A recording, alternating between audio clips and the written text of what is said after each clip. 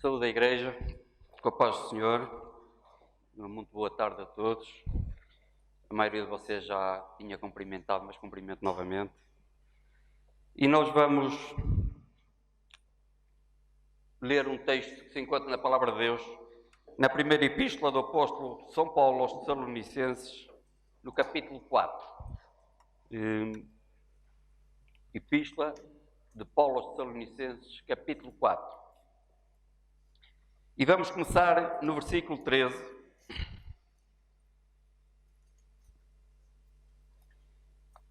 Diz assim a palavra do Senhor: Não quero, porém, irmãos, que sejais ignorantes acerca dos que já dormem, para que não vos entristeçais como os demais que não têm esperança. Porque se cremos que Jesus morreu e ressuscitou, assim também aos que em Jesus dormem, Deus os tornará a trazer com Ele. Dizemos-vos, pois, isto pela palavra do Senhor, que nós, os ficarmos vivos para a vinda do Senhor, não precederemos os que dormem. Porque o mesmo Senhor descerá do céu com alarido, e com voz de arcanjo, e com a trombeta de Deus, e aos que morreram em Cristo ressuscitarão primeiro. Depois nós, os que ficarmos vivos, seremos arrebatados juntamente com eles, nas nuvens, a encontrar o Senhor nos ares, e assim estaremos sempre com o Senhor. Portanto, consolai-vos uns aos outros com estas palavras. Até aqui a palavra do Senhor. Eu, há uns tempos atrás, estava a ver uma mensagem num vídeo em que o pregador estava a pregar uma mensagem que se chama escatológica, uma mensagem escatológica. Como vocês sabem, a escatologia é aquela disciplina que estuda as coisas relativas ao fim dos tempos, ao fim do mundo, à vinda do Senhor, é a escatologia. E ele estava a pregar uma mensagem dessas. E como nós sabemos, toda a mensagem escatológica tem que contemplar o arrebatamento da Igreja, porque está interligado uma coisa com a outra. Primeiramente o arrebatamento, depois as coisas relativas ao fim do mundo. E esse pregador pregou sobre o arrebatamento da Igreja. E toda a mensagem que se refere ao arrebatamento da Igreja tem que mencionar este texto que nós acabamos de ler. 1 Tessalonicenses, capítulo 4. A começar no versículo 13 até 18. E esse pregador também mencionou esse texto. E ao mencionar este texto, ele chamou a minha atenção para um pequeno pormenor acerca de duas palavras que se encontram inseridas no versículo 13, que eu já tinha lido algumas vezes este texto e nunca me tinha apercebido deste pormenor. E ele focou esse pormenor noutro contexto, como já falei, na escatologia, e eu resolvi adaptá-lo a outro contexto. E as palavras que ele mencionou são a palavra irmãos, não quero, porém, irmãos, e a palavra demais, para que não vos entristeçais como os demais. São estas duas palavras. E o pormenor que ele focou é este. É que, espiritualmente falando, em termos estritamente espirituais, a humanidade está dividida em dois grupos. O grupo dos irmãos e o grupo dos demais. Dois grupos apenas. Nós sabemos que o ser humano gosta de se autodividir por natureza, de seccionar, de se catalogar, está sempre a criar grupos e grupinhos e subgrupos. E até, por exemplo, nós vamos ver que, por exemplo, na sociedade, eu lembro que antigamente a sociedade estava dividida em três grupos. Era o clero, a nobreza e o povo. Nós hoje o que é que temos? Temos a classe alta, a média alta, a média baixa, a baixa, e ainda inventaram agora uma última classe, que é a classe abaixo do limiar da pobreza. Ou seja, três grupos e eles duplicaram logo isso. É próprio do ser humano. Em termos políticos também, no tempo da monarquia, havia duas correntes políticas, que eram os absolutistas e os liberais. Hoje, o que é que nós temos? Temos a extrema-esquerda, a esquerda, o centro-esquerda, o centro-direita, a direita e a extrema-direita. Dois grupos não chegavam, o homem teve que se autodividir. E em termos espirituais também, isso também aconteceu. Eu tive o cuidado de anotar os vários grupos espirituais que existem hoje em dia e que eu me lembro que existem, fora aqueles que existem e que nós não sabemos. E encontrei isto. Vejamos. Nós temos os católicos, os budistas, os judeus, os mormonistas, os islâmicos, os espiritistas, os anglicanos, satanistas, ortodoxos, adventistas, testemunhas de Jeová, protestantes ou evangélicos. Dentro desse grupo temos os batistas, os puritanos, os presbiterianos, pentecostais, assembleianos, calvinistas, arminianos, reformadores, wesleyanianos, pré-tribulacionistas, tribulacionistas, pós-tribulacionistas, luteranos e muitos mais que certamente existirão. Esta tendência que o homem tem para se dividir. E nós vamos para a Bíblia e a Bíblia diz-nos que existem apenas dois grupos. O grupo dos irmãos e os demais. E a pergunta que eu deixo a cada um de nós aqui esta tarde, para que meditem sobre isso, é esta. A que grupo é que nós pertencemos? Cada um de nós deve fazer a si próprio a pergunta: a que grupo é que eu pertenço? Ao grupo dos irmãos ou ao grupo dos demais? É uma escolha que nós podemos fazer. E é acerca destes dois grupos que eu vou partilhar com vocês alguns pensamentos aqui esta tarde. Quem são os que pertencem ao grupo dos demais? Vamos ver. Os ignorantes. Não quero por aí, irmãos, que sejais ignorantes, como os demais. Os ignorantes são aqueles que não conhecem a Deus, não conhecem a palavra de Deus, não seguem a palavra de Deus. E por isso pertencem ao grupo dos demais, porque estão longe de Deus. A Bíblia diz-nos, em Oséias, um versículo que é muito conhecido, que diz que o meu povo foi destruído por falta de conhecimento, por ignorância. A ignorância leva à destruição e à morte. Um povo que seja ignorante, que não tenha conhecimento, é um povo que é facilmente manipulável. São como cordeirinhos que vão para onde os querem levar. E por isso é que nós vemos hoje uma luta pelo controle da informação nos meios de comunicação sociais. Desde da política, desde do mundo industrial, desde a alta finança, desde o desporto, querem controlar a informação pelos meios de comunicação social. Para quê? Para que só se saiba aquilo que eles querem que se saiba e para que não se saiba aquilo que eles não querem que se saiba. E sendo assim, o povo é facilmente manipulável. E transportando isto também para o mundo espiritual, Satanás, o nosso inimigo, quer nos manter na ignorância também.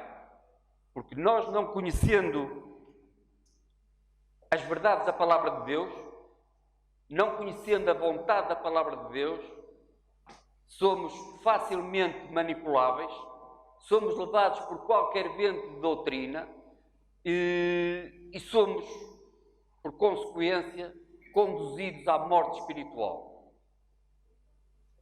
E São Paulo estava a alertar os Tessalonicenses que não queria que eles fossem ignorantes como os demais.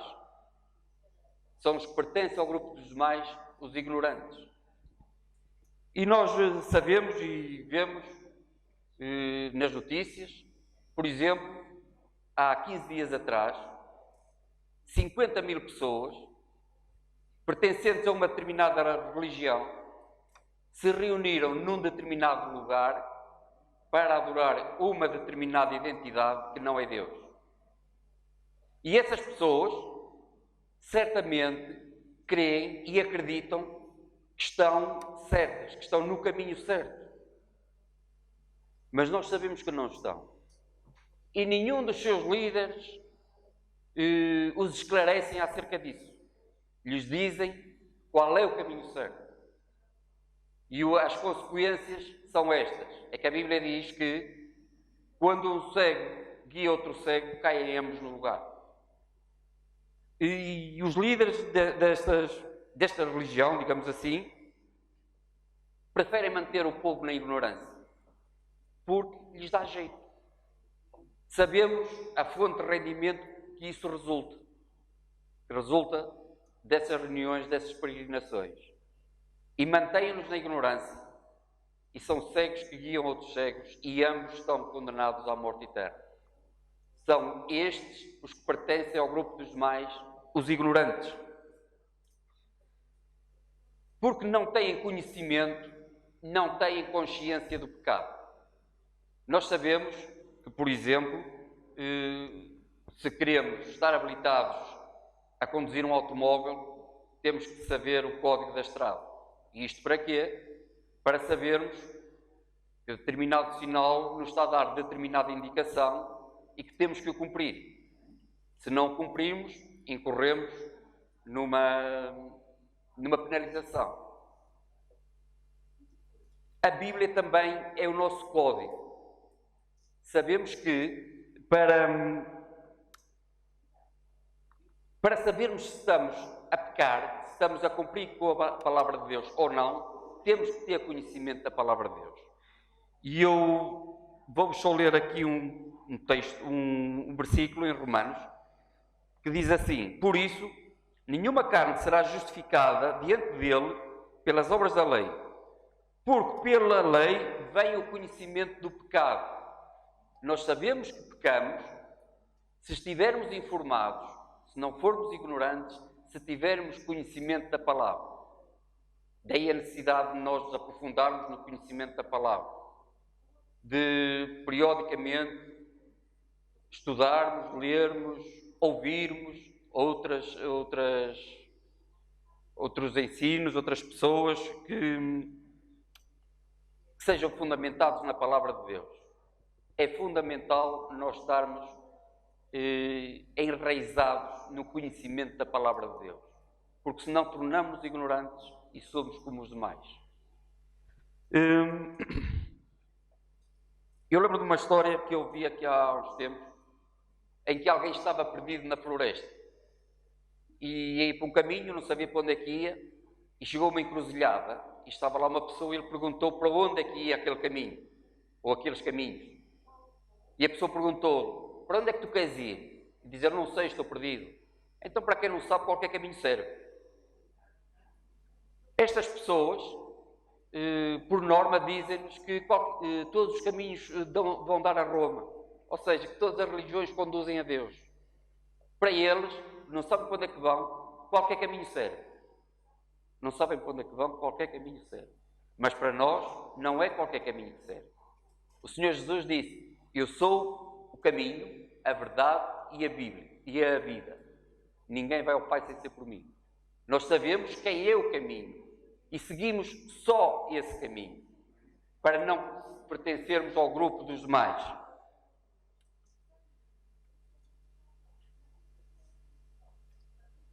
O segundo tipo de pessoas que pertencem ao grupo dos demais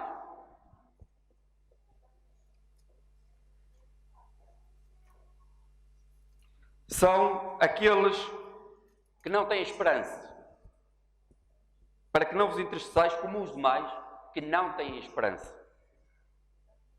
Não têm esperança na ressurreição nem na vida eterna. Porque São Paulo, no versículo 14, diz: porque se cremos que Jesus morreu e ressuscitou, assim também aos que Jesus dormem, Deus os tornará a trazer com ele. E se formos ver a parte final do versículo 17, diz: e assim estaremos sempre com Ele. Paulo está-nos a alertar que Jesus morreu e ressuscitou e que nós, os que cremos na obra da cruz, na morte do Senhor Jesus, na sua ressurreição, nós estaremos para sempre com Ele após a ressurreição. Mas os demais não têm esta esperança. E não têm esta esperança porque não têm este conhecimento. E vivem como que se tudo terminasse após a morte. Aliás, eles afirmam isso mesmo, que não existe ressurreição. Inclusive, uma vez houve alguém que me disse que a ressurreição nem sequer é possível cientificamente. Como que se Deus estivesse submetido à ciência. O Senhor é o Senhor da ciência, não está submetido à ciência. Para Deus não há impossíveis. E se o Senhor diz, na sua palavra, que Jesus morreu e ressuscitou, é porque morreu e porque ressuscitou. E há testemunhas que o viram ressuscitar. E nós cremos nisso. Mas os demais não creem. Para eles tudo termina após a morte. Morreu, acabou. A morte é o fim de tudo. Não há mais nada para além da morte. E também São Paulo aqui nos alerta, através da sua palavra, que o Senhor nos tornará a trazer com Ele. Naquele dia que o Senhor virá aos ares, arrebatar a sua igreja, os mortos ressuscitarão primeiro. E nós, diz a palavra, os ficarmos vivos, é nós, somos nós. Nós, não os demais, nós, os irmãos. Os ficarmos vivos, seremos arrebatados, juntamente com eles. E assim estaremos para sempre. E isto é uma palavra que nos consola. A palavra do Senhor diz-nos isto para nos consolar. Consolai-vos uns aos outros com estas palavras, para que não sejamos como os demais, que não têm esperança. Eles não têm esta esperança. Não sabem por onde vão. Não têm conhecimento destas maravilhosas verdades da palavra de Deus. E isto para nós serve-nos de consolo. Nós sabemos que venha o que vier, teremos toda uma eternidade junto com o nosso Senhor. Isto tem que nos servir de consolo.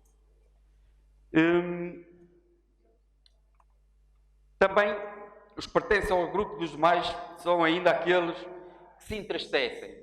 E entristecem-se porque precisamente não têm conhecimento, são ignorantes e não têm esperança. Quando se fala a um descrente da palavra, destas verdades, há duas reações que eles têm. Uma, rejeitam-no liminarmente, não quero falar disso. Outra é, ficam calados porque não têm conhecimento, não têm argumentos para contra-rebater estas verdades. E então ficam tristes. Eu, a semana passada, tive lá em casa umas visitas. A Andreia trouxe 4 amigos dela lá à casa, amigos da faculdade, e à noite estivemos a jantar todos juntos. Temos ali assim um bocado à conversa. Só que, quando eles começaram a falarem com aquela linguagem técnica dos engenheiros, e eu disse para a minha mulher, estás a ver onde é que nós estamos metidos? Temos que ser daqui para fora, a gente não percebe nada disto. Não entendíamos muito daquilo. E aqueles que se entristecem, os demais, também ficam deslocados quando nós lhes mostramos estas palavras e eles não têm esses argumentos. Não têm como rebater, não sabem e ficam, muitas das vezes, aceitam e começam a aprender e convertem. Outras das vezes, a maioria das vezes, rejeitam liminarmente estas verdades da palavra.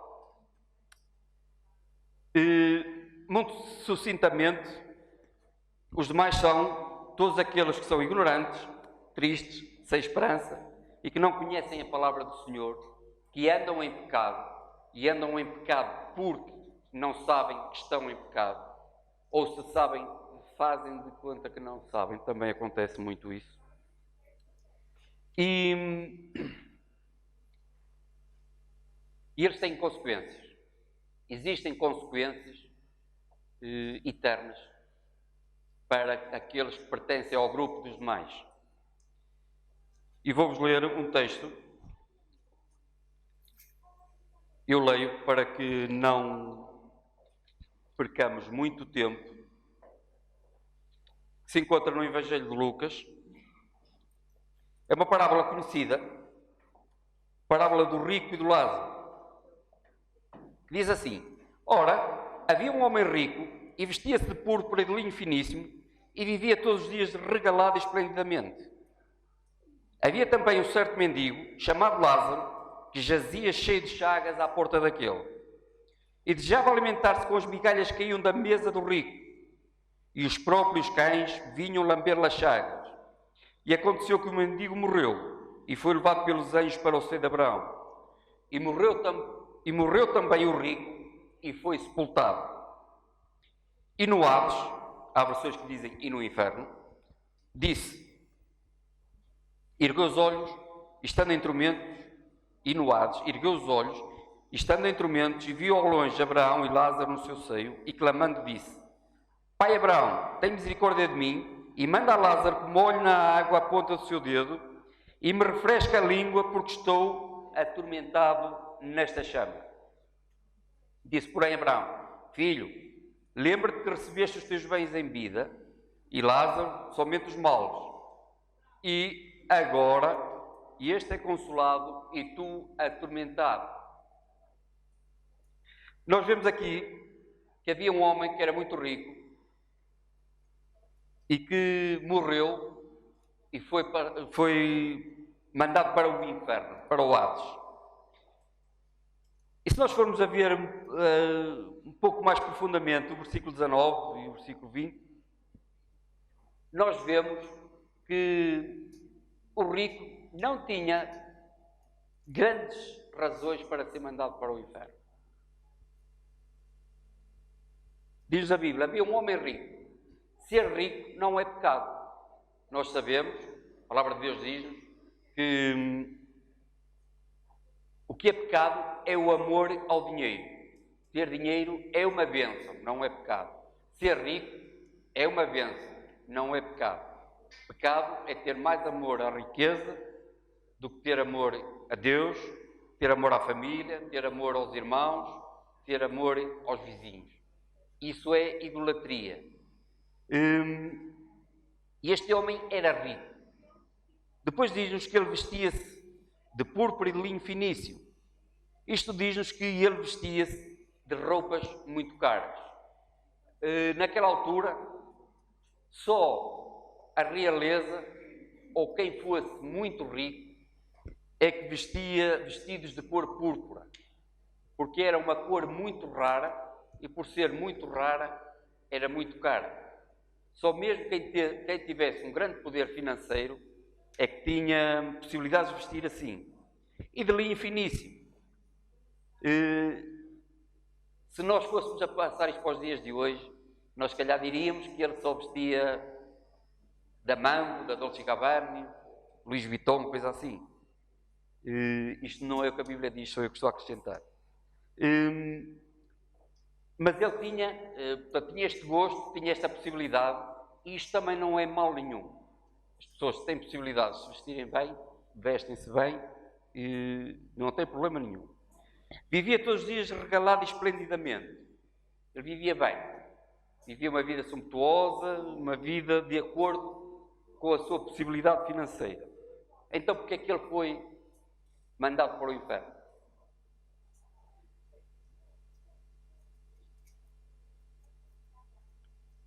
Há um versículo na Bíblia em Tiago que diz assim: aquele, pois, que sabe fazer o bem e não faz, comete pecado. Está aqui a razão porque este homem foi mandado para o inferno. Porque ele tinha possibilidades de matar a fome ao mendigo Lázaro. Lázaro desejava até as migalhas que lhe caíam da mesa ao chão, e ele nem isso lhe deu. E ele tinha essa possibilidade. E ele também tinha a possibilidade de arranjar um médico para que Lázaro ficasse curado das suas chagas. Porque ele era rico, poderia ter feito isso. No entanto, aquele homem todos os dias estava à porta dele, estava a morrer, e ele não se preocupou com ele. Aquele, pois, que sabe fazer o bem e não faz, comete pecado. Estava aqui a razão porque ele foi mandado para o inferno, porque estava a pecar ao não se preocupar, ao não cuidar do seu semelhante. Nós ainda a semana passada ouvimos aqui o nosso irmão Daniel a falar sobre a solidariedade que deve existir na igreja. Este texto fala-nos também da preocupação que nós devemos ter uns com os outros como igreja, de nos preocuparmos uns com os outros e, dentro das nossas possibilidades, ajudar-nos uns aos outros. É isto que a Bíblia nos fala. Porque se nós temos a possibilidade de fazer o bem e não o fazemos, estamos a pecar. No entanto, este homem foi mandado para o inferno e estava em tormentos, diz-nos a Bíblia. E o tormento dele era tal que ele desejava até que Abraão mandasse Lázaro só com o dedo molhado para o tocar na língua. Isso aliviaria o seu sofrimento, segundo ele. Porque ele diz-nos a palavra de Deus também que ele falou que estava ardendo nesta chama. Estou ardendo nesta chama. Porque estou atormentado nesta chama. Nós não sabemos se é uma chama literal, se é mesmo uma chama de fogo, se isto era simbólico, se tem outro significado. Há uma coisa que nós sabemos, é que o inferno é um lugar de terror e um lugar de tormento. Isso sabemos. E sabemos também que é para todo sempre. Porque Abraão disse que havia um abismo entre o lugar que ele estava e o inferno. E que nem podia passar uns de cá para lá, nem eles de lá para cá. É eternamente que os demais vão passar no inferno. Entrando lá, ficam lá eternamente. E ficam em tormentos, em terrores.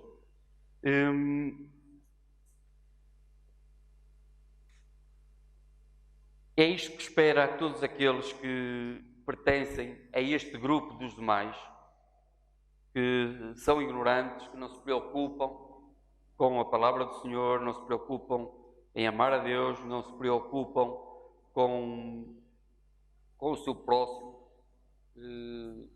não têm esperança, vivem completamente arredados do Senhor. São aqueles que pensam que comamos e bebamos porque amanhã morreremos e acabou tudo. Mas não é assim, não é isto que nos diz a palavra. Há um lugar destinado para eles e é um lugar também eterno e é de dor, de sofrimento, de terror, de tormento eterno, para todo sempre.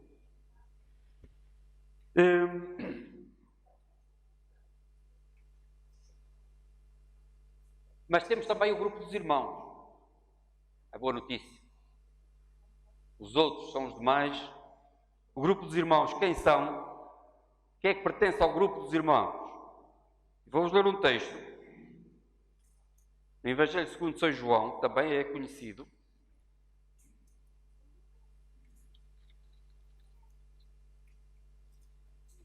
Que depois vocês podem ver em casa. São João 1, 12. Posso ler no versículo 11, diz assim: Veio para o que era seu e os seus não receberam, mas a todos quantos o receberam, deu-lhes o poder de serem feitos filhos de Deus aos que creem no seu nome. Está-se a referir ao Senhor Jesus. O Verbo era o Senhor Jesus. E a Bíblia diz-nos que todos quantos o receberam e creem no seu nome, foi-lhes dado o poder de serem feitos filhos de Deus. Se nós, os que cremos no Senhor Jesus, se somos todos filhos de Deus, logo somos todos irmãos. Pertencemos todos ao grupo dos irmãos. Mas o que é isso de recebermos o Senhor? É quando nós tendo consciência da nossa situação de pecado, que estamos longe de Deus, que estamos no grupo dos demais, sabendo que por nós próprios não temos qualquer método, qualquer meio, qualquer forma de nos livrarmos, de nos purificarmos dos nossos pecados, e sabendo que há uma única forma, que é a obra da cruz. Quando o Senhor Jesus, na cruz do Calvário, derramou todo o seu sangue, levou sobre ele a maldição que devia estar sobre nós, os pecados que nós cometemos, pagou a nossa dívida em nosso lugar. E nós, aceitando isso, essa obra a nosso favor, sabendo que aquele sangue nos limpa e purifica de todo o pecado, queremos nesta obra, convidamos o Senhor a entrar no nosso coração, abrimos todo o nosso coração e passamos a segui-lo. É o momento da conversão. É o momento em que nós passamos da morte eterna para a vida eterna, crendo na obra que o Senhor realizou na cruz do Calvário e realizou-a a nosso favor, porque Ele não tinha pecado. Ele morreu por nós, não morreu por Ele. E aceitando essa obra, nós passamos a pertencer ao grupo dos irmãos. Mas a conversão não é só isto. A conversão é também nós mudarmos a nossa maneira de ser, de falar, de estar, em conformidade com a Palavra de Deus.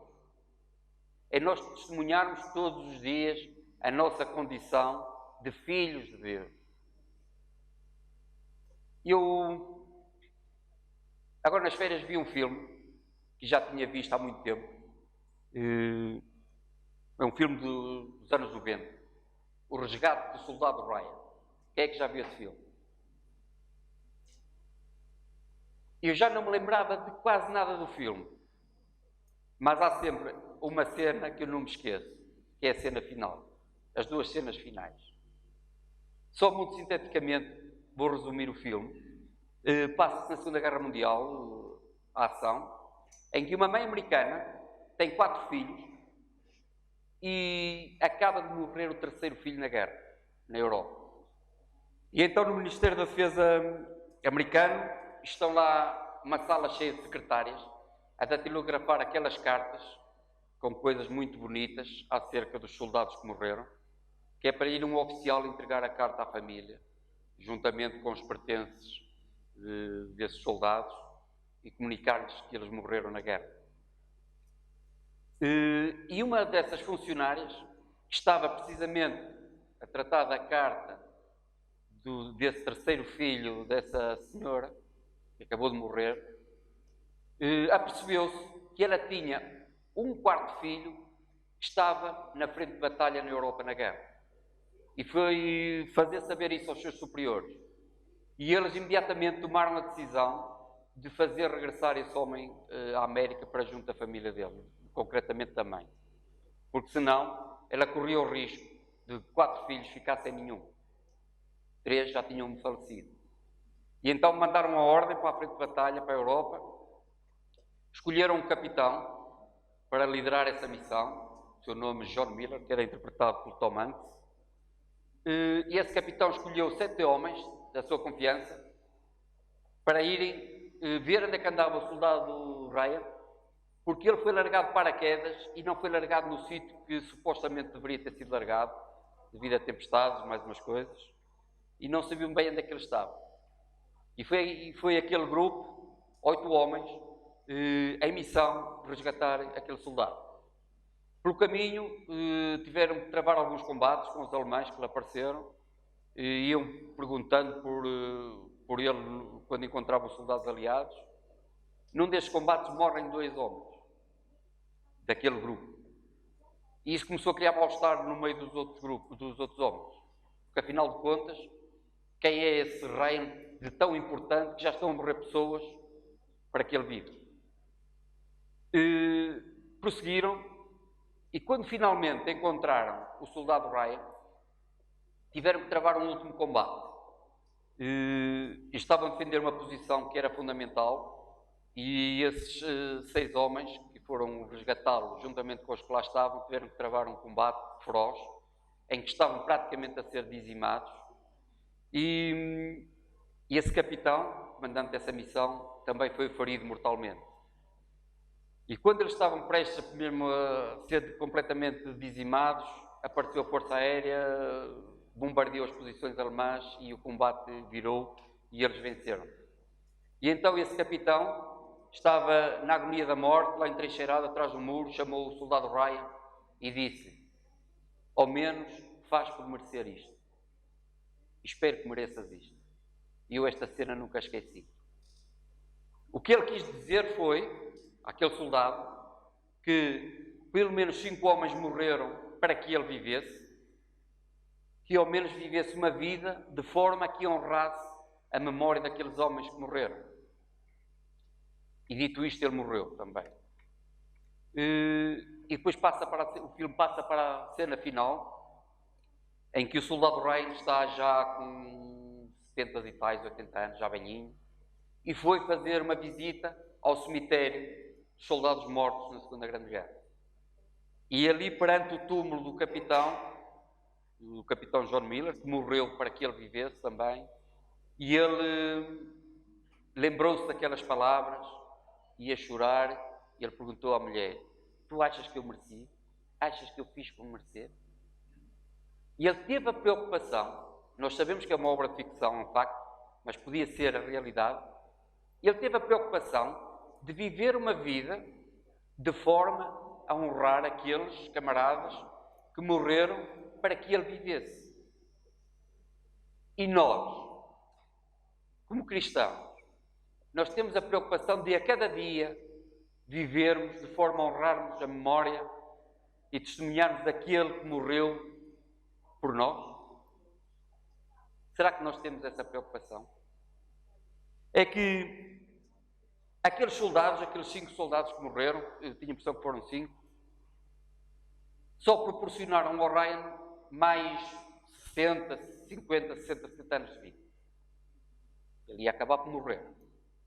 E uma vida que certamente ele teve alegrias e teve felicidades, mas também teve dor, sofrimento, angústia, canseiras, teve de tudo.